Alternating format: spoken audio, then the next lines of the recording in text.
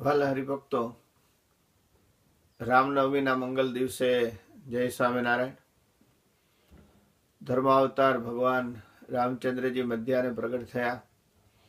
આ મંગલ પ્રસંગે અમે ભગવાનને પ્રાર્થના કરીએ છીએ કે આપ સર્વના જીવનમાં, ભગવાન રામચંદ્રજીના જીવનમાં જે સદાચાર હતો, સત્યનિષ્ઠા હતી, કરુણા હતી, એ આપને સર્વને પ્રાપ્ત થાય. રાત્રિના 10 અને 10 ઘડીએ ઘનશ્યામ મહારાજનું પ્રાગટ્ય થયું. ઘનશ્યામ મહારાજ એટલે પૂર્ણ આનંદનું સ્વરૂપ.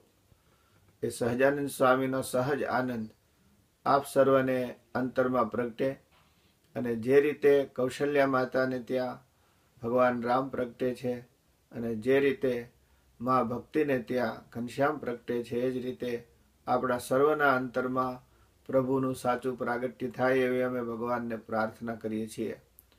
ભલા ભક્તજનો, આપ સર્વને ખ્યાલ છે કે આવતા ડિસેમ્બરની અંદર તારીખ 23 થી 27 ડિસેમ્બર 1000 કુંડી મહાવિષ્ણુ યાગ આવી રહ્યો છે. તો એ અંગે આપ સર્વે માળાઓ કરતા હશો, વચનામૃતનો પાઠ કરતા હશો. ન કરતા હો તો શરૂ કરશો. આવો આપણે એ મહાયજ્ઞને, વિશ્વ શાંતિ માટે યોજાઈ રહેલા આ એક શ્રેષ્ઠ આયોજનને ભજન, ભક્તિ, વચનામૃતના પાઠથી આપણે એને વિશેષ સફળ કરીએ એવી આપ સર્વને અમારી અપીલ છે. વાલા ભક્તજનો, ફરીથી રામનવમીના મંગલ પ્રભાતે આપને સર્વને અમારા જય સ્વામિનારાયણ.